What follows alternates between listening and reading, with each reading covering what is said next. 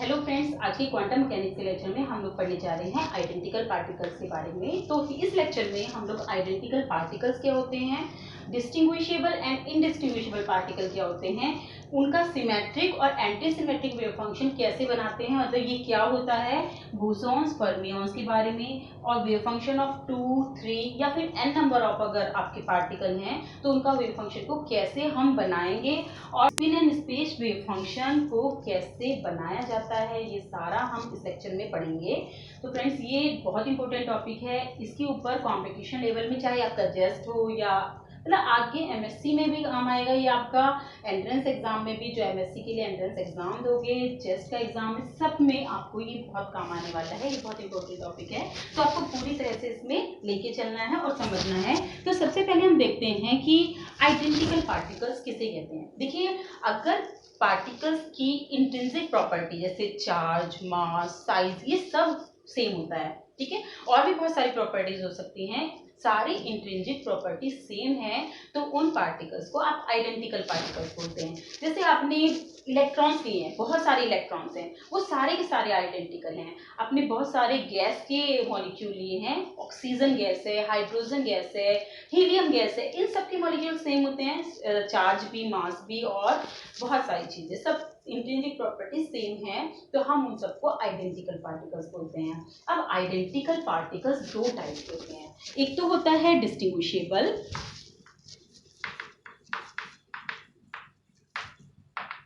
और एक होता है इनडिस्टिंग्विशेबल। तो नाम से तो आपको पता ही चल गया होगा कि क्या कहना चाह रही हूं मैं। डिस्टिंग्विशेबल पार्टिकल वो पार्टिकल होते हैं जिन्हें आप सेपरेटली देख सकते हैं, अलग अलग कर सकते हैं, और इनडिस्टिंग्विशेबल जो एक दूसरे में मिक्स रहते हैं, ठीक है ना। तो अब एक्चुअली में हम उसको फिजिक्स में कैसे डिफाइन करेंगे। माइक्रोस्कोपिक लेवल पे आपको पता है फ्रेंड्स कि हर एक पार्टिकल के साथ एक वेव एसोसिएट रहती है, मतलब होती तो मैक्रोस्कोपिक लेवल पे है, लेकिन उसका वेव पैकेट इतना कॉम्पैक्ट होता है तो हम उसे एज ए वेव कंसिडर नहीं करते। लेकिन माइक्रोस्कोपिक लेवल पे चीजें पार्टिकल और वेव दोनों की तरह बिहेव कर रही थी। क्वांटम मैकेनिक्स में आपने देख लिया है, that means wave packet associate रहता है, और डी ब्रॉगली ने बताया था कि उस वेव की जो वेव एसोसिएट है पार्टिकल के साथ, उसकी वेवलेंथ इससे दी जाती है। और आपको ये पता है कि energy of the particle 3/2 kT होती है, ये average energy of the particle होता है एट टेम्परेचर T। तो अगर हम P निकालें तो P is equal to √2mE होगा, और इससे हम निकालें तो ये 3m kT के इक्वल हो जाएगा, P की वैल्यू, और यहाँ से हम लैम्डा निकालें तो ये आपका 3m kT हो जाएगा, ठीक है। ये आपने फॉर्मूला देखा भी होगा, वेवलेंथ एट टेम्परेचर T, और यहाँ पे ये बोल्ट्जमैन कांस्टेंट होता है, और m mass of the particle, ठीक है ना। तो वेवलेंथ ये है हर एक पार्टिकल के साथ एसोसिएटेड। अगर आपने किसी बॉक्स में, क्यूबिकल बॉक्स में गैस को फिल किया है, हम ये देख रहे हैं कि डिस्टिंग्विशेबल पार्टिकल क्या है। डिस्टिंग्विशेबल पार्टिकल को आप क्लासिकल पार्टिकल का नाम भी देते हैं, और हम ये भी देख रहे हैं कि कौन से पार्टिकल, क्या कंडीशन होगी कि हम पार्टिकल को डिस्टिंग्विशेबल कहेंगे, और ये आपके क्वांटम पार्टिकल होते हैं।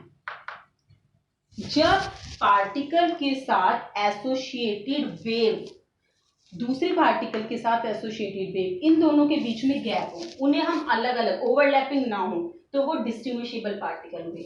और अगर पार्टिकल के वेव फंक्शन एक दूसरे पे ओवरलैप कर जाए, हमें पता ना चले कि वन पार्टिकल है या टू पार्टिकल है, तो उस तरह के पार्टिकलों को इनडिस्टिंग्विशेबल कहते हैं।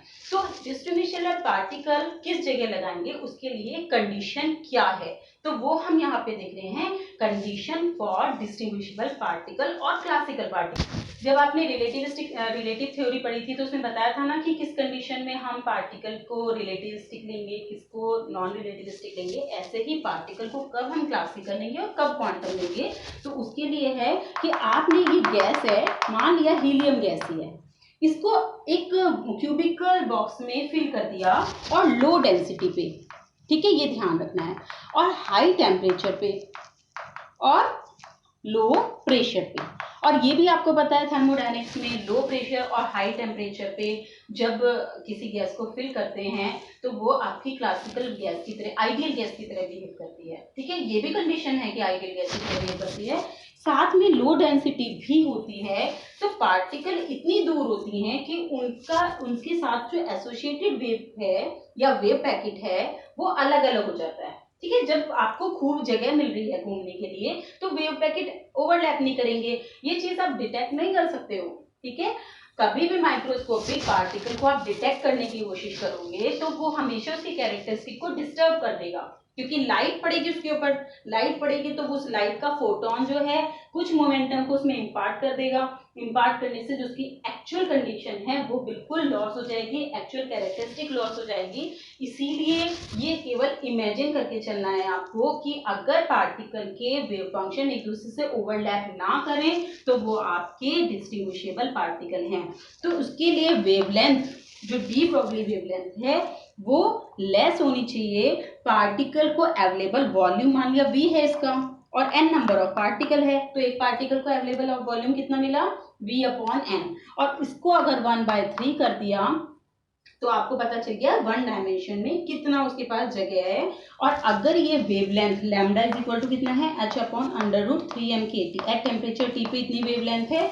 अगर ये कंडीशन है फ्रेंड्स, ये ध्यान रखना है, इस कंडीशन में हम पार्टिकल को क्लासिकल पार्टिकल ट्रीट करते हैं। या तो आपको ये कंडीशन पूछी होगी ऑब्जेक्टिव में, या फिर इसको इधर ले गए होंगे, n अपॉन v कर दिया और इसकी पावर क्या था यहाँ पे 3 था ना, तो 1/3 हो जाएगी, लेस देन इक्वल टू 1।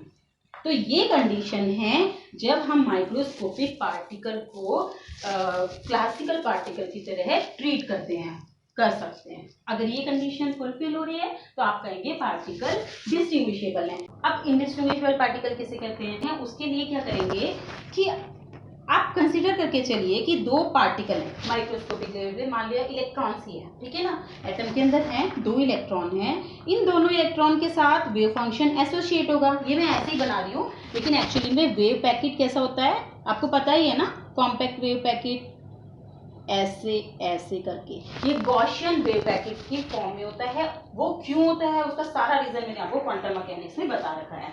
तो ये आपके 2 वेव पैकेट हैं, अगर ये 2 इलेक्ट्रॉन एक दूसरे से स्ट्राइक कर जाएं और उसके बाद ये फिर अलग अलग मोमेंटम एक्सचेंज करके इस डायरेक्शन में चला जाए, तो इस कंडीशन में दोनों वेव फंक्शन ओवरलैप करेंगे ना, और फिर उसके बाद वेव फंक्शन अलग अलग हो जाएंगे। आपने मान लिया हाइपोथेटिकली, आपने माना कि ये आपका 1 है, ये आपका 2 है। आप इसको एक्सपेरिमेंटली नहीं बता सकते हैं, क्योंकि एक्सपेरिमेंटली अगर आपने बताया कि ये 2 वेव फंक्शन 2 पार्टिकल हैं, यानी डिटेक्ट कर लिया और उसकी ट्रेजेक्ट्री को आप फॉलो करने लगे, तब उसकी एक्चुअल जो कैरेक्टरिस्टिक है वो मिसिंग हो जाएगी। एक्सपेरिमेंटली आप क्वांटम पार्टिकल की स्टेट को नहीं बता सकते हैं, क्यों, हाइजेनबर्ग अनसर्टेनिटी प्रिंसिपल के कारण। ठीक है, अगर आपने पोजीशन डिटेक्ट कर ली तो मोमेंटम, उसकी जो कैरेक्टरिस्टिक है वो खराब हो जाती है।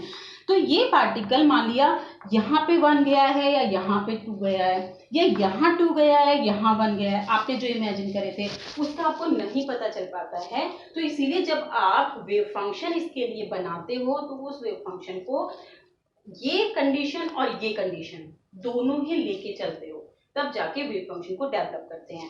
तो मेनली क्या है कि जब वेव फंक्शन एक दूसरे से ओवरलैप कर जाए और आप पार्टिकल को डिस्टिंग्विश नहीं कर पाते हैं, तो उस तरह के पार्टिकल को आप इनडिस्टिंग्विशेबल पार्टिकल बोलते हो। और क्वांटम मैकेनिक्स में इनडिस्टिंग्विशेबल पार्टिकल 2 तरह के होते हैं, आइडेंटिकल एंड इनडिस्टिंग्विशेबल। 2 तरह के होते हैं, एक तो होते हैं बोसॉन्स और एक होते हैं फर्मियॉन्स। बोसॉन्स वो पार्टिकल होते हैं जिसमें सिमेट्रिक वेव फंक्शन होता है, ठीक है, और फर्मियॉन्स जिसमें एंटी सिमेट्रिक वेव फंक्शन होता है। इसके एग्जांपल हैं फोटॉन्स, फोनॉन्स, और इसके एग्जांपल हैं इलेक्ट्रॉन, प्रोटॉन, न्यूट्रॉन। जितने भी हाफ स्पिन पार्टिकल हैं, इंटीजर से आपने उनको मल्टीप्लाई किया, 3/2 भी हो सकता है, 5/2 भी हो सकता है, तो वो सारे पार्टिकल आपके फर्मियॉन्स हैं। और जितने भी इंटीजर स्पिन पार्टिकल हैं, जैसे 1, 2, 3, जिसकी भी इंटीजर स्पिन होगा वो सब आपके बोसॉन्स हैं। ठीक है, ये चीज क्लियर है आपको। अब हम बात करेंगे आइडेंटिकल पार्टिकल और डिस्टिंग्विशेबल और इनडिस्टिंग्विशेबल, इनका बिल्कुल आपको क्लियर हो जानी चाहिए चीजें। अब हम symmetric and anti symmetric wave function कैसे आता है इसके बारे में पढ़ेंगे। देखिए फ्रेंड्स, अभी आपने ये तो देख लिया है कि आपके पास आइडेंटिकल पार्टिकल क्या होता है, ये आपको समझ में आ गया है। और आपने ये भी देख लिया है कि ये दो तरह के होते हैं, डिस्टिंग्विशेबल एंड इनडिस्टिंग्विशेबल, ठीक है। और मैंने ये भी बता दिया आपको, ये आपके क्लासिकल पार्टिकल हैं, ठीक है। और इनकी क्या तरीका होता है, डी ब्रॉगली वेवलेंथ से इसको कंपेयर किया जाता है कि इनके जो पार्टिकल्स हैं उनके बीच की डिस्टेंस अगर इसकी डी ब्रॉगली वेवलेंथ से ज़्यादा होती है तब हम कहते हैं ये पार्टिकल डिस्टिंग्विशेबल होते हैं, ठीक है। अब हम इनडिस्टिंग्विशेबल पार्टिकल दो तरह के होते हैं, मैंने अभी आपको बताया। एक तो होते हैं बोसॉन्स जिनके इंटीजर स्पिन होते हैं, और एक होता है फर्मियंस। तो हम मेनली अभी इसमें इनडिस्टिंग्विशेबल क्वांटम पार्टिकल, इनको आप क्वांटम पार्टिकल बोलते हो, इनके बारे में स्टडी करने वाले हैं और इनके वेव फंक्शन को लिखेंगे। देखिए क्वांटम मैकेनिक्स में मैंने आपको बताया था कि कोई भी पार्टिकल होता है उसके साथ एक वेव पैकेट एसोसिएट रहता है, और उस वेव पैकेट की जो फॉर्म होती है वो गॉसियन फंक्शन के फॉर्म में होता है, ठीक है ना। वो कैसा होता है, इस तरह से होता है, ठीक है। अब मैंने आपको बताया कि अगर हमें इस पार्टिकल की स्टेट को बताना है तो हम वेव फंक्शन साई की हेल्प से बता सकते हैं। इसके पास इस पार्टिकल से रिलेटेड सारी इंफॉर्मेशन रहती है। तो अगर सिंगल पार्टिकल का वेव फंक्शन आपके पास है at t is equal to 0 time पे, और आपने डिफाइन किया है ये साई एक्स है, तो श्रोडिंगर इक्वेशन की हेल्प लेते हैं और साई की वैल्यू निकालते हैं एट टाइम t क्या होगी, जो भी वैल्यू होगी। लेकिन अगर आपके पास दो पार्टिकल हैं, अब इन दो पार्टिकल के लिए वेव फंक्शन की वैल्यू क्या होगी हमें ये निकालना है, ठीक है। तो देखिए ध्यान रखना है, इसमें आपको नॉन इंटरेक्टिंग पार्टिकल लेने हैं। अब नॉन इंटरेक्टिंग पार्टिकल और इंटरेक्टिंग पार्टिकल कौन से होते हैं, तो आपको पता है कि अगर एक से ज्यादा पार्टिकल हों, अगर ये पार्टिकल और पार्टिकल्स पे, मतलब ये सब पार्टिकल एक दूसरे पे इफेक्ट डाल रहे हैं, t इज इक्वल टू 0 पे ये किसी स्टेट में है, और t टाइम बाद देखा कि इनमें आपस में भी इंटरेक्शन हुआ, इंटरेक्शन के कारण इनकी स्टेट अपने आप चेंज हो गई है। तो एक तो कारण ये है स्टेट चेंज होने का। तो अगर इस तरह से ये सारे पार्टिकल एक दूसरे के ऊपर इफेक्ट डाल रहे हैं तो वो पार्टिकल आपके इंटरेक्टिंग पार्टिकल होते हैं। और अगर एक दूसरे की प्रेजेंस की वजह से पार्टिकल के स्टेट पे कोई फर्क नहीं पड़ता है, यानी कि output of one particle is not affected by second particle, तो उसे आप कहते हैं नॉन इंटरेक्टिंग पार्टिकल। तो हमें इसमें स्पेशली नॉन इंटरेक्टिंग पार्टिकल को ही कंसीडर करके वेव फंक्शन निकालना है। तो शुरू में हम दो पार्टिकल के लिए क्या वेव फंक्शन होगा उसको देख लेते हैं, और उसी में देखेंगे सिमेट्रिक और एसिमेट्रिक ये क्या है। तो ध्यान रखिए, टू पार्टिकल के लिए हम कर रहे हैं, बाद में हम 3 एंड इनडिस्टिंग्विशेबल पार्टिकल के वेव फंक्शन का डेरिवेशन करेंगे। देखिए फ्रेंड्स, मान लिया आपके पास एक बॉक्स है, ये आपका जो बॉक्स है ये इस तरह से मान लीजिए जैसे एक पोटेंशियल वेल का प्रॉब्लम किया होगा आपने, उसमें एक पार्टिकल लेके ही किया था। अब इसमें दो पार्टिकल हैं और मान लिया दोनों ही पार्टिकल ग्राउंड स्टेट में है, ठीक है। तब आपने ये कंसीडर करके चल रहे हैं कि ये दोनों पार्टिकल नॉन इंटरेक्टिंग है, ठीक है, और साथ में स्पिनलेस है। अभी स्पिन का इनके ऊपर कोई फर्क नहीं पड़ रहा है, तब हम ये कंसीडर करके चल रहे हैं, ठीक है। इन दोनों पार्टिकल के लिए अगर हम वेव फंक्शन लिखेंगे तो कैसे लिखेंगे, आपको पता है कि साई इज इक्वल टू, अगर एक पार्टिकल होता है तो psi is equal to psi x is equal to 2/L sine pi x upon L होता है, जहां L length of the box होती है। ये तो आपने निकाला है श्रोडिंगर की इक्वेशन से, वन डायमेंशनल पोटेंशियल बॉक्स के अंदर वेव फंक्शन क्या होगा। लेकिन अब तो हमारे पास दो पार्टिकल हैं, दोनों पार्टिकल की एक्चुअली क्या होता है, वेव फंक्शन तो हमेशा मल्टीप्लाई होते हैं। अगर एक का लिखा दूसरे का लिखा तो आपने उनका मल्टीप्लाई करके combined wave function. Energy add होती है, एनर्जी वन पार्टिकल की टू पार्टिकल के लिए ऐड होके टोटल एनर्जी निकलती है। लेकिन अगर वेव फंक्शन की बात करते हैं तो वेव फंक्शन फर्स्ट का और सेकंड का इनका मल्टीप्लाई होता है, ठीक है, तो फिर कंबाइंड वेव फंक्शन आता है। तो आपने वेव फंक्शन लिखा फॉर पार्टिकल 1 एंड 2, ये आपने अपने मन में कंसीडर कर रखा है कि दो पार्टिकल है, एक 1 है एक 2 है, ठीक है, आपने डिस्टिंग्विश नहीं कर सकते हैं, ठीक है। तो हमने कहा कि मान लिया एक फर्स्ट पार्टिकल का जो ये है √2 साइन पाई पोजीशन x1 है मान लिया, ठीक है, अपॉन L √2/L साइन पाई x2/L। अगेन x1 और x2 आपके मन में है, इन्हें आप डिटेक्ट नहीं कर सकते हैं, जिस पार्टिकल के कैरेक्टरिस्टिक डिस्टर्ब ना हो। अब आपने इसको, इस वाले वेव फंक्शन को मान लिया phi-x1 और phi-x2, ठीक है। अब आपने कहा ग्राउंड स्टेट में ही, यहाँ पे हम ग्राउंड स्टेट की बात करें फ्रेंड्स, ध्यान रखना है दोनों ही पार्टिकल ग्राउंड स्टेट में है। तो ग्राउंड स्टेट में ही 2 1 पार्टिकल क्या होगा, देखिए यहाँ पे आपने x2 रख देंगे, यहाँ पे x1 रख देंगे, तो phi-x2 phi-x1 दोनों ही मल्टीप्लाई हैं, दोनों ही ग्राउंड स्टेट में है, तो इसका मतलब ये दोनों इक्वल होंगे। समझ रहे हैं मेरी बात? ग्राउंड स्टेट में ही आप डिफरेंस नहीं निकाल पाएंगे अगर ये नॉन इंटरेक्टिंग पार्टिकल है कि कौन सा psi-12 है और कौन सा psi-21 है। तो इस तरह से आपका कौन सा वेव फंक्शन बनेगा, ये सिमेट्रिक वेव फंक्शन बनेगा। इसमें आपको ध्यान रखना है कि दोनों ही पार्टिकल ग्राउंड स्टेट में है। ऐसा केस सिर्फ बोसॉन्स में ही हो सकता है, तो ऐसा वेव फंक्शन सिर्फ बोसॉन के लिए ही जनरेट हो सकता है। क्योंकि अगर आप फर्मियॉन्स की बात करें तो फर्मियॉन्स के ऊपर रेस्ट्रिक्शन है कि एक स्टेट में एक ही पार्टिकल रह सकता है। ये पॉली का भी एक्सक्लूजन प्रिंसिपल है कि किसी भी स्टेट में कोई 2 पार्टिकल की चारों क्वांटम नंबर इक्वल नहीं हो सकते हैं, ठीक है। तो अगर हम बोसॉन्स की बात करते हैं तो उसका वेव फंक्शन इस तरह से लिख सकते हैं। सेकेंडली, अगर हमारे पास एक पार्टिकल मान लिया ग्राउंड स्टेट में है और दूसरा पार्टिकल फर्स्ट एक्साइटेड स्टेट में है, तो आप वेव फंक्शन कैसे लिखेंगे? तो देखिए इसी में चेंज करूंगी मैं। आपने पार्टिकल इसके लिए लिखा है तो आपने ये लिख दिया वेव फंक्शन फॉर, यहाँ पे आपने कहा फर्स्ट पार्टिकल ग्राउंड स्टेट में है, उसकी पोजीशन x1 है और सेकेंड पार्टिकल x2 स्टेट में है, ये हो गया। अगर आपने psi-21 लिखा, psi-21 लिखने के लिए आप क्या करोगे, √2/L sin πx2 upon L √2/L sin πx1 upon L। तो फ्रेंड्स इसमें ध्यान रखिए आप, यही चीज आपने पहले भी लिखी थी, लेकिन इसमें अब ध्यान रखना है कि जो x2 है, जो आपका पार्टिकल 2 है वो ग्राउंड स्टेट में है और पार्टिकल 1 फर्स्ट एक्साइटेड स्टेट में है।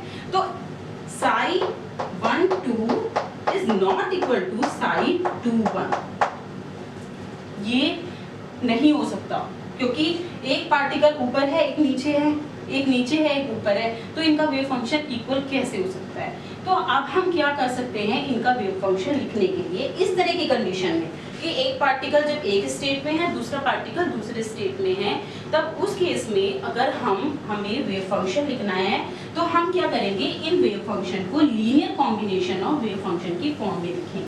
फ्रेंड्स पहले तो मैं आपको बता दूं कि जो बोसॉन्स हैं और फर्मियॉन्स हैं, अगर आप इनका डिस्ट्रीब्यूशन करते हो तो बोसॉन्स एक स्टेट में कितने भी नंबर ऑफ बोसॉन्स आ सकते हैं। जैसे आपके डिफरेंट स्टेट हैं, ground state, first excited state, second excited state, इस तरीके से आप डिफरेंट एनर्जी लेवल को जब डिस्ट्रीब्यूट करते हो तब उनको आप स्टेट बोलते हो। तो एक स्टेट में कितने भी नंबर ऑफ बोसॉन्स आ सकते हैं, उनके ऊपर कोई भी लिमिटेशन नहीं होती है। लेकिन फर्मियॉन्स आपके जो कि हाफ इंटीजर पार्टिकल होते हैं, electron proton neutron and so on, तो वो एक स्टेट में सिर्फ एक ही पार्टिकल आ सकता है। तो इसीलिए इस चीज को आपको ध्यान रखना है। अब हम बना रहे हैं symmetric and anti symmetric wave function. अब हम मान लिया हमारे पास एक बॉक्स है, इस बॉक्स की लेंथ L है और इसमें 2 नॉन इंटरेक्टिंग पार्टिकल है। तो हम मान के चल रहे हैं कि ये दोनों नॉन इंटरेक्टिंग पार्टिकल स्पिनलेस है।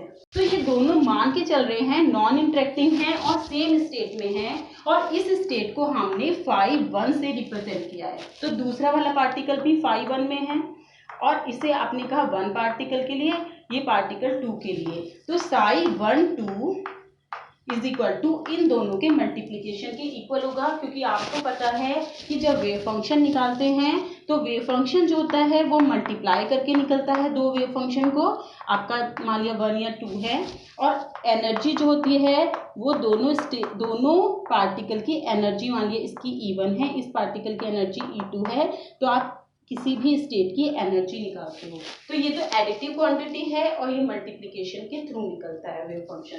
तो आप ये मान के चल रहे हो कि पार्टिकल 1 के लिए स्टेट 1 में जो वेव फंक्शन है वो phi-1 है, पार्टिकल 2 जो कि आपने आपने आइडेंटिफाई नहीं कर रखा है कि पार्टिकल 1 कौन सा है, पार्टिकल 2 कौन सा है, क्योंकि इस चीज का ध्यान रखना है आपको। आप मन में ही कंसीडर कर रहे हैं कि पार्टिकल 1 जो है वो phi 1 स्टेट में है, पार्टिकल 2 भी phi 1 स्टेट में है। तब उस कंडीशन में आपका जो वेव फंक्शन है वो ऐसे लिखा जाएगा। लेकिन ये ध्यान रख के चलना है, ये for non interacting and spinless particle.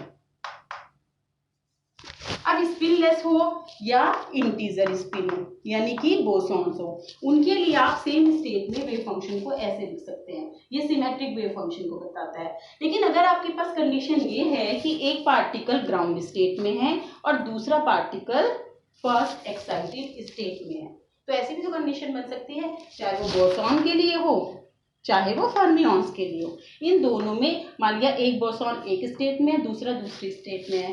Fermions की बात करें, एक इसमें है एक इसमें है, ये तो कंडीशन बन सकती है। तब आपका वेव फंक्शन क्या होगा, तो आप ही देखिए psi 1 2 आप फिर कॉम्बिनेशन में लिखेंगे psi 1 2 is equal to psi 1 of 1 psi 2 of 2। अगर आपने इनके एक्सचेंज कर दिए ऑर्डर, ये क्यों लिख रहे हैं ये पता है ना आपको, अभी मैंने आपको पीछे बताया है कि पार्टिकल 1 यहाँ है, पार्टिकल 2 यहाँ है, t इज इक्वल टू 0 पे, t is equal to t time बाद दोनों पार्टिकल में कौन सा 1 है कौन सा 2 आपको नहीं पता चलेगा। दोनों नॉन इंटरेक्टिंग है तो दोनों का एक दूसरे के ऊपर इफेक्ट तो पड़ा नहीं है, लेकिन फाइनल वेव फंक्शन आपका डिस्टर्ब नहीं होना चाहिए, ठीक है ना, फाइनली वही निकल के आना चाहिए t टाइम बाद भी। तो इसीलिए आपने पार्टिकल मान लिया एक्सचेंज भी हो गए तो उनका वेव फंक्शन कितना हो जाएगा, psi 2 1 and psi 1 of 1। psi 2 में 1 चला गया और psi 1 में 2 चला गया। तो देखिए दोनों ही डिफरेंट स्टेट हैं, तो अगर हमें पार्टिकल का वेव फंक्शन लिखना है तो हमें इन दोनों का लीनियर कॉम्बिनेशन यानी कि सारी की सारी पॉसिबिलिटी लेके चलनी पड़ेगी, तब जाके हमारा कंबाइंड वेव फंक्शन बनेगा। क्योंकि ये अलग स्टेट को बता रहा है, ये अलग स्टेट को बता रहा है। अगर हमें पार्टिकल का वेव फंक्शन लिखना है, ये पार्टिकल 1 है ये पार्टिकल 2 है, इनका अगर वेव फंक्शन लिखना है तो ये आपका psi 1 1 psi 1 2 plus psi 1 2 psi 2 1, ये आपने स्टेट बताई है 1 2, ये पार्टिकल का नंबर असाइन किया है, ठीक है 1 एंड 2। तो आपने एक्सचेंज कर दिया स्टेट में, ये वाली स्टेट और ये स्टेट दोनों ही कुछ वेटेज के साथ आप बताएंगे, क्योंकि आप क्वांटम मैकेनिक्स में प्रोबेबिलिटी को यूज करते हैं। तो कुछ वेटेज कौन सी, यहाँ पे एक कांस्टेंट होगा नॉर्मलाइजेशन कांस्टेंट, जिसकी वैल्यू दो पार्टिकल के लिए स्क्वायर रूट ऑफ 2 होती है।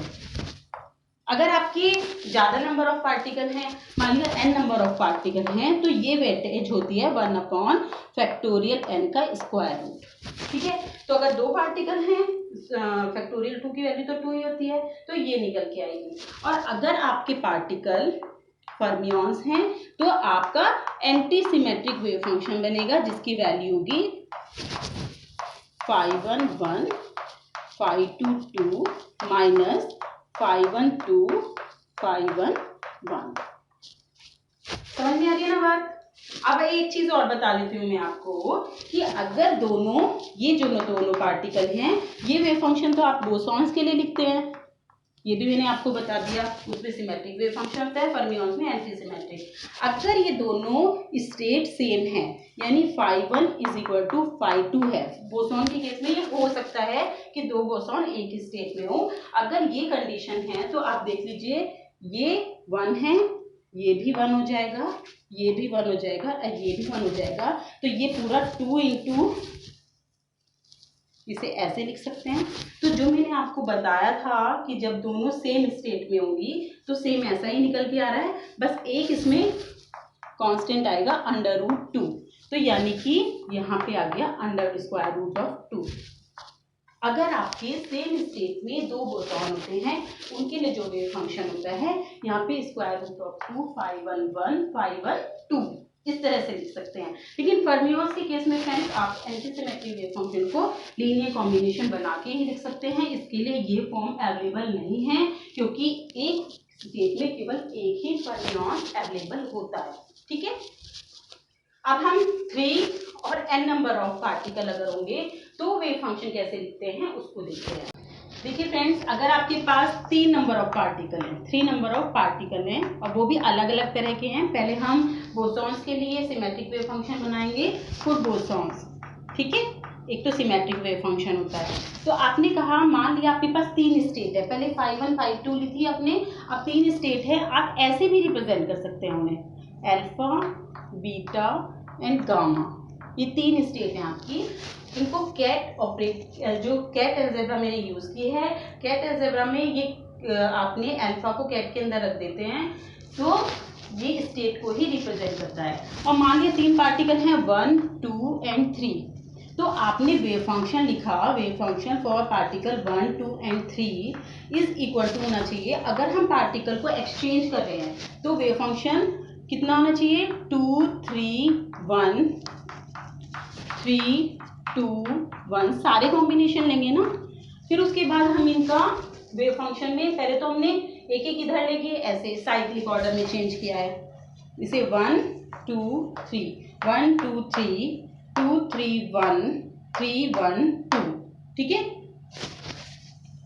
ये आपका 3 1 2 होगा। अब हमने उल्टा चेंज करना शुरू कर दिया। कैसे, 1 3 2 1 3 2 इज इक्वल टू होगा 1 3 2 3 2 1 2 1 3 3 2 1 2 1 3। देखिए ये सारे कॉम्बिनेशन हैं जिसमें पार्टिकल एक जगह से दूसरी जगह 3 स्टेट में जा सकते हैं। ये टोटल नंबर ऑफ वेज हो गए पार्टिकल के डिस्ट्रीब्यूशन के।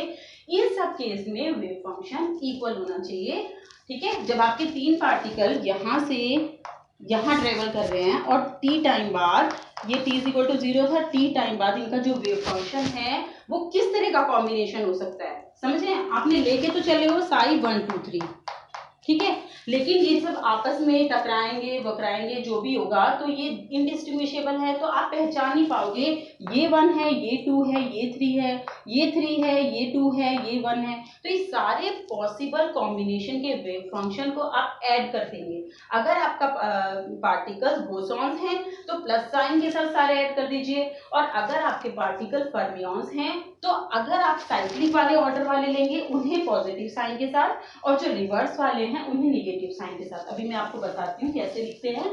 तो हम बोसॉन्स के लिए ये लिख रहे हैं, तो साई 1 2 3 3 पार्टिकल के लिए जो वेव फंक्शन होगा वो इज इक्वल टू होगा, मैंने अभी आपको बताया कि स्टेट को अल्फा बीटा और गामा से रिप्रेजेंट कर रहे हैं।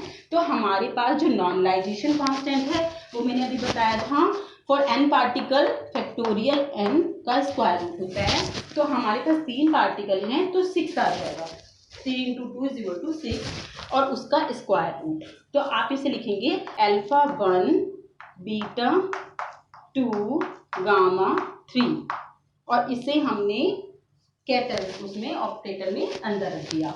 ऐसे ही इसको जब लिखेंगे 2 3 1 को, ये 1 2 3 हो गया, 2 3 1 को, अब आपकी स्टेट क्या है, 2 चली गई है। स्टेट अल्फा में आपका 2 पार्टिकल आ गया है, बीटा में 3 एंड गामा में 1, समझ रहे ना। फिर प्लस अल्फा में 3 पार्टिकल, बीटा में 1 और गामा में 2, अल्फा में 1 बीटा में 3 गामा में 2। ये सारे कॉम्बिनेशन हमें अपने मन में लेके चलने हैं, और इन सब कॉम्बिनेशन के चेंज होने पर भी वेव फंक्शन पे कोई भी फर्क ना पड़े, ठीक है। Gamma 1 alpha 2 beta 1 gamma 3। तो इस तरह सबको आपने प्लस साइन के साथ ऐड कर दिया है, तो आपको बोसॉन के लिए एक सिमेट्रिक वेव फंक्शन मिला है फॉर 3 पार्टिकल, ठीक है ना। और आपके पास स्टेट कितनी है, 3 है। अगर ये सारी स्टेट सेम होती, एक ही स्टेट में 3 बोसॉन तो आ सकते हैं ना, बोसॉन के ऊपर तो कोई रेस्ट्रिक्शन ही नहीं है। तो अगर आपकी सारी स्टेट सेम होती, इसे भी alpha alpha alpha alpha alpha alpha इन सबको कर देते, उन सबको ऐड कर देते, तो 6 स्टेट होती है आपके पास। 6 को यहाँ से मल्टीप्लाई कर देते, तो फाइनली जो निकल के आता, मैं इसे इसलिए हटा नहीं रही हूँ क्योंकि इसे में चेंज करके मैं आपका फर्मियंस का एंटी सिमेट्रिक वेव फंक्शन भी बता दूंगी। ये और ये आपका हो जाएगा अल्फा 1, और सेम है स्टेट, तो फिर आपका जो पार्टिकल है अल्फा 2 बी अल्फा 3।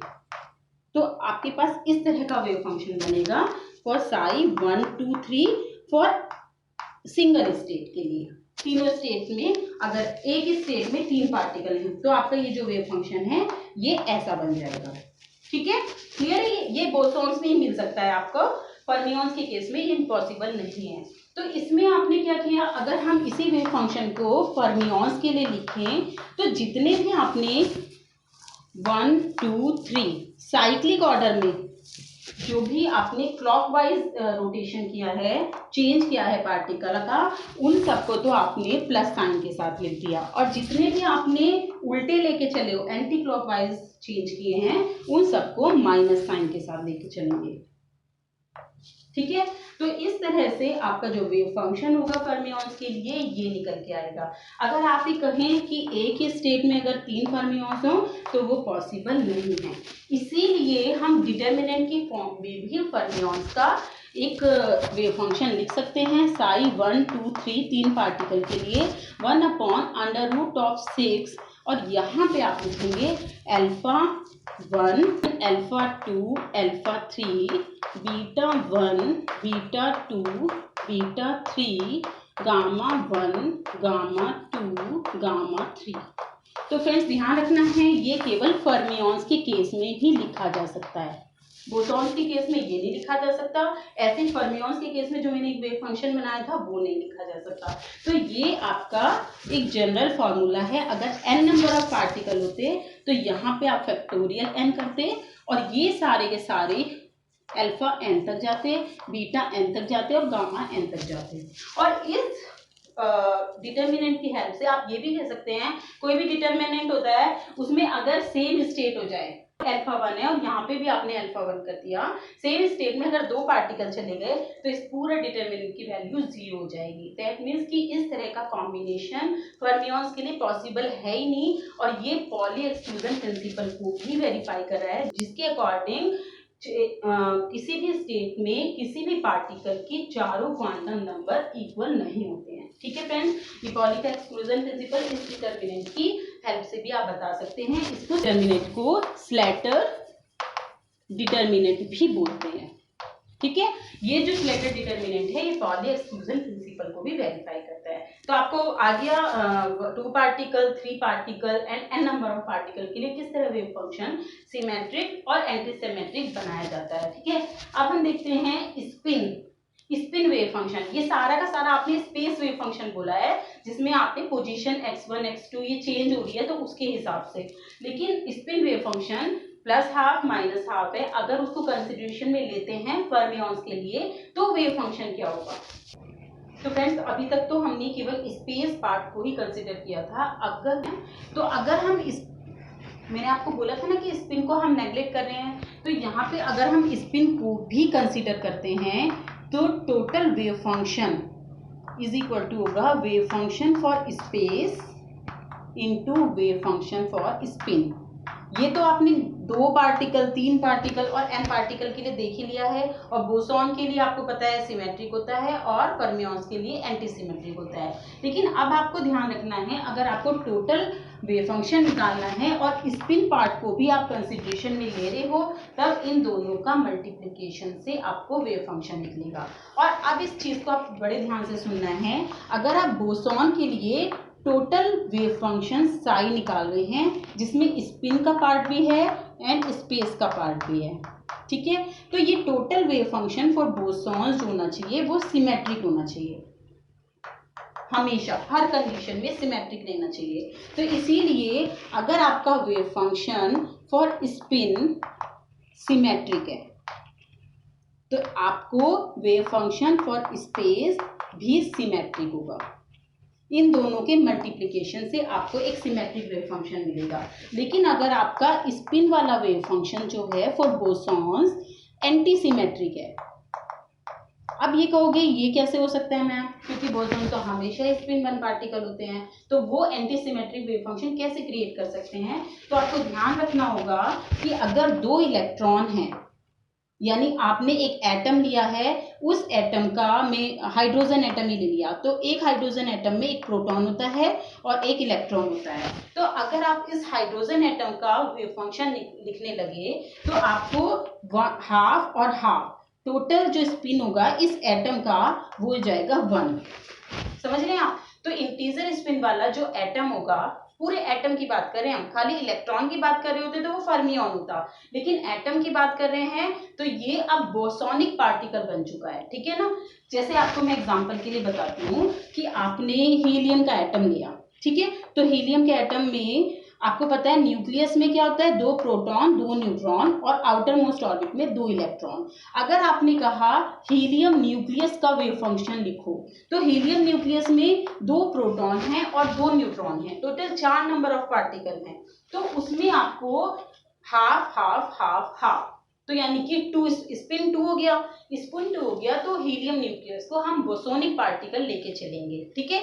तो अगर हमारे पास, लेकिन आपने जो उसमें एलिमेंट लिए हुए हैं वो प्रोटॉन और न्यूट्रॉन लिए हुए हैं, तो इसीलिए उनके स्पिन हाफ हाफ हैं, तो उनका वेव फंक्शन आपका एंटी सिमेट्रिक भी हो सकता है। तो अगर आपका स्पिन वाला वेव फंक्शन एंटी सिमेट्रिक है, अगर आपको फिर भी थोड़ा सा कंफ्यूजन है ना कि ये क्या है, तो जब मैं नेक्स्ट लेक्चर में आपको न्यूमेरिकल कराऊंगी तो उसमें आपको एग्जाम्पल के साथ समझाऊंगी कि किस तरह से ये जनरेट होता है। ये केवल एक बेसिक फॉर्मूला आपको याद रखना है कि अगर स्पिन पार्ट एंटी सिमेट्रिक है तो स्पेस पार्ट भी एंटी सिमेट्रिक ही होना चाहिए, क्योंकि दोनों के मल्टीप्लिकेशन से ही सिमेट्रिक आएगा और बोसॉन्स का वेव फंक्शन हमेशा सिमेट्रिक ही रहना चाहिए।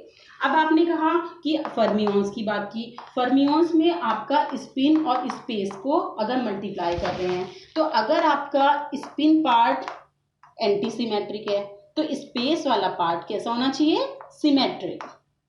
अगर आपका स्पिन वाला पार्ट सिमेट्रिक है और तो स्पेस वाला पार्ट आपका एंटी सिमेट्रिक होगा। ठीक है? तो ये आपके रूल हैं वेव फंक्शन बनाने के लिए जब आप स्पिन को कंसीडर करते हैं। लेकिन इनका पूरा आइडिया आपको एग्जाम्पल करने के बाद ही समझ में आ पाएगा। नेक्स्ट लेक्चर में आपको मैं इससे रिलेटेड न्यूमेरिकल कराऊंगी, तो वहां से आपको समझ में आ जाएगा कि किस तरह से वेव फंक्शन हम बनाते हैं। इस लेक्चर में हम इतना ही रखते हैं फ्रेंड्स। Thank you.